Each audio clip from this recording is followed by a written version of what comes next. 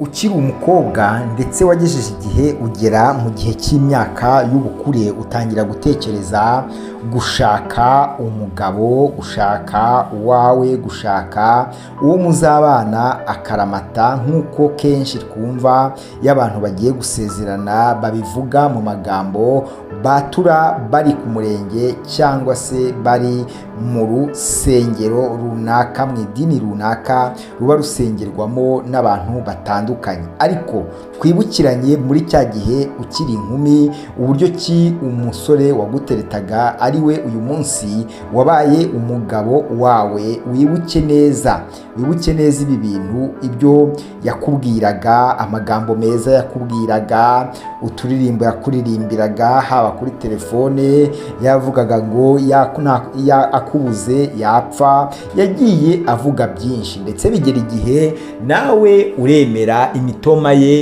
ituma wemera pe, wumva nawe koko amaraso yawe akuranye naye, amarangamutima yawe bituma nawe uvuga ngo uyu niwe musore mu basore benshi banterese, uyu niwe mpisemo, uyu niwe nemeye, uyu niwe ngomba kubwira ababyeyi, ngomba kwereka nanjye ababyeyi ko namaze kubona fiance. Kuko nanone uwo musore nawe yamaze kukwereka ababyeyi ko abonye sheri. Urabyibutse neza, ndizera ko ubyibutse neza, ndizera ko wibutse ahahise hawe.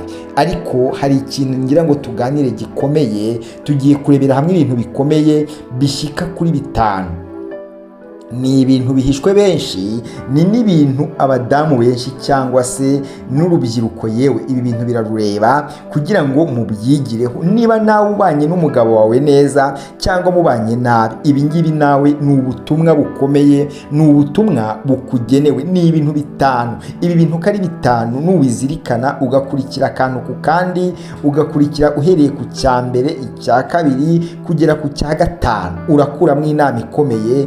Birashoboka rero ko ibyo tugiye kuvuga, ibyo ngiye kukwigisha, ibyo ngiye kukubwira, inama ngiye kuguhereza, niba wisanga warazikoze ujye muri komanteri yawe utubwire. Rero ibi bintu ko ari 5 ni ibintu bireba umuntu ufite umugabo umuca inyuma, umugabo uguca inyuma, wa mugore we. Niba ufite umugabo uguca inyuma, kuguca inyuma ndizera ko ubyumva, ndizera neza kubyumva, ntawe utabyumva, twese tuziranye ku rurimi rumwe rw'ikinyarwanda. Ariko nanone niba umugabo waguca inyuma akajya gusambana, akaguca inyuma akabikora, akemera akabikora, reka nkubwire, nkuzaniye izi nama ko ari 5, ndazita ko ari umuti, imiti 5.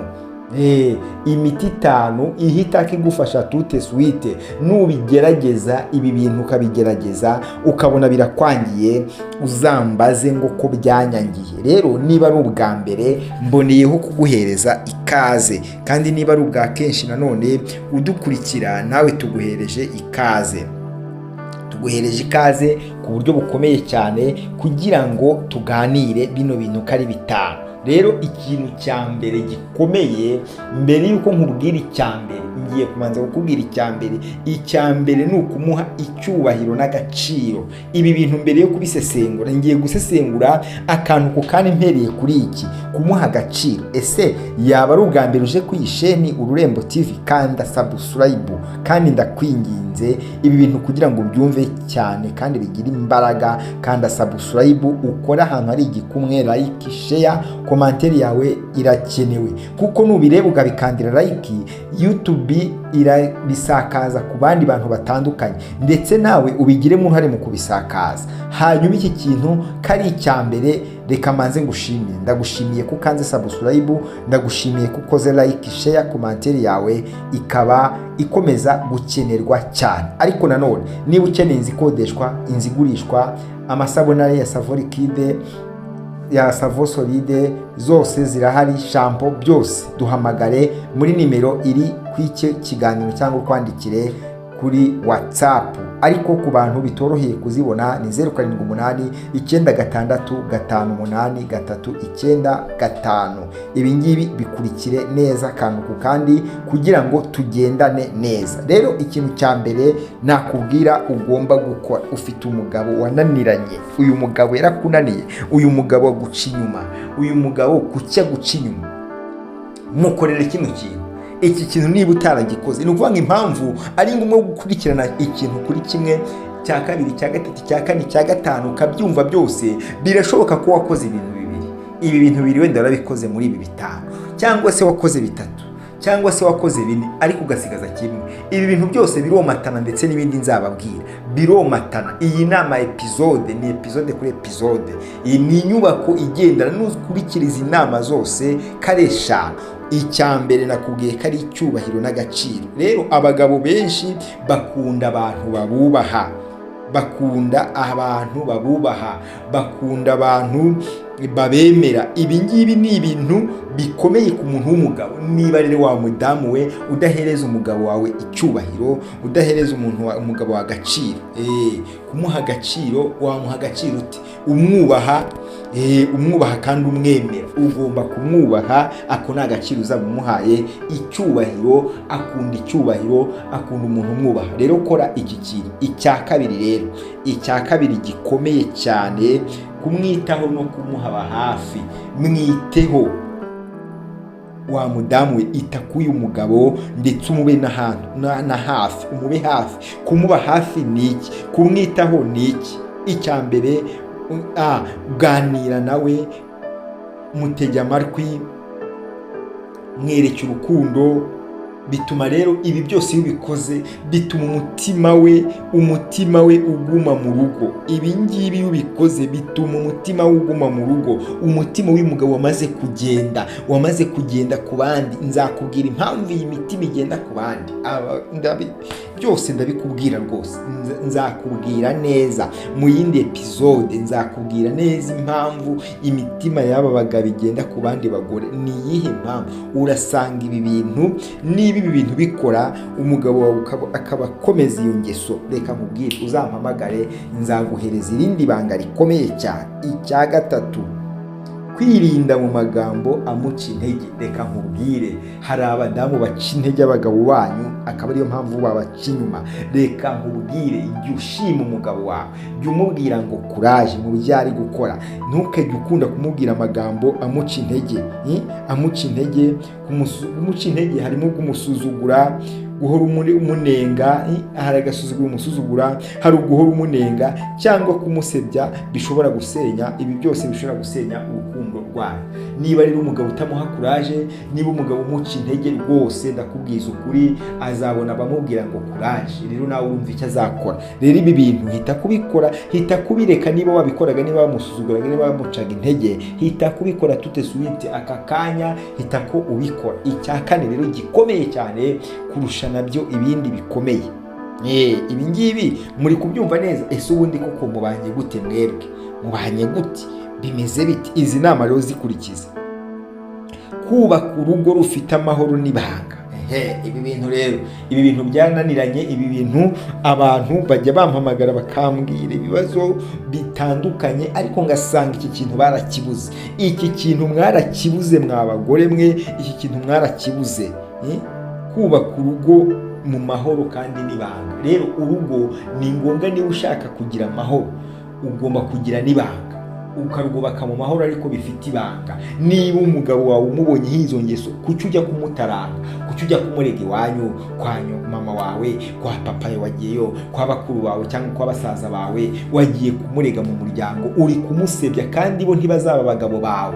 Aba bantu ntabwo bazaba abagabo bawe, ariko uri kumutaranga, uri kumusebya. Ibi bintu bita kubihagarika tutetse wite, kandi umusaba imbabazi niba warabikoze. Wagiye kumutaranga, genda kubivuguruza. Kandi ibi bintu kuko ntibimwubaka, biramusenya. Rero amahoro aratakara, kandi urukundo ntarwo rushobora kubaho mu gihe wagiye gusenya umugabo wawe. Ibi bintu hita kubihagarika rero tuti suite. Ubu mwanya tubivuganye, hita ko ubihagarika. Icya gatanu gikomeye nacyo ni icya gatanu gikomeye. Hari urukundo no kubwizanya ukuri, no gusenyera umugozi umwe. Urukundo no kubwizanya ukuri, gusenyera umugozi umwe bitsinda ubushukanyi. Gusenyera umugozi umwe, kubwizanya ukuri, byose byuzuza urukundo. Ibi bintu rero, niba wa mudamu we utabyitaho, niba utabyitaho, ibi bintu ntabwo byakunda, ntabwo byakunda ibi bintu mu gihe utabyitaho, mu gihe mudasenyera umugozi umwe, mu gihe mutajya inama. Ibi bintu rwose nimusenge, musenyere umugozi umwe. Gusenga bizabafasha kugira ubumwe, gusenga bizabafasha, ni intwari ikomeye, bizabafasha kugira ubumwe. Niba ushaka ubumwe hagati yawe n'umugabo wawe, musengane, nimusengane, mubwizanye kandi ukuri. Ibintu byose bizahinduka, uzaba umbwira kandi nawe uzahamagara ku izo nimero ziri munsi y'icyo kiganiro utubwire ibi bintu ubundi wari usanzwe ubikora, ibi bintu wari usanzwe ugendana nabyo, cyangwa tubwize ukuri niba ibi bintu wabikoraga. Niba warabikoraga ukabona bidahindutse, ngaho mbwira, mpamagara, nkugire inama ikomeye. Igihe mwahereye abagabo banyu badahinduka, igihe mwahereye ibi bintu bitarahinduka, bitarava ku buzima bwawe, uyu munsi wa none fata icyemezo, ushyire mu bikorwa izi nama kare 5, ahandi urebe ibi bintu ukuntu bitangira kugenda neza. Izi strategy ni strategy zikomeye, ni strategy z'ubwenge. Ibi bintu ntubyihererane, bishyire mu bikorwa, amplika, hita kushyira mu bikorwa, tangira ushyire mu bikorwa ibi bintu nkubwiye. Niba utabikoraga, niba wakoraga 3, kora ibyaburagaho kandi ubikore wicishije bugufi, uciye bugufi cyane. Imana niri guhereza umugisha, Imana ikwiteho, Imana iguhe impagarike ndetse n'ubugingo. Imana igaragaze kugira neza kwinshi ku buzima bwawe kandi ku buzima bw'urugo rwawe. Urugo rwawe rwaguke, urugo rwawe rukomere, urugo rwawe haboneke impinduka zikomeye cyane. Rero Imana iguhereza umugisha, Imana y'amahoro ikwiteho, irusheho kugusanga kandi ndizera ko gukiranuka kw'Imana gukomeza kuganza, gukiranuka kw'Imana gukomeza gutegeka. Niba rero ubumvishe kino kiganiro ukaba ugikunze, ntubure gukanda subscribe, gukanda like, share and comment, byose birakomeza kugenda neza.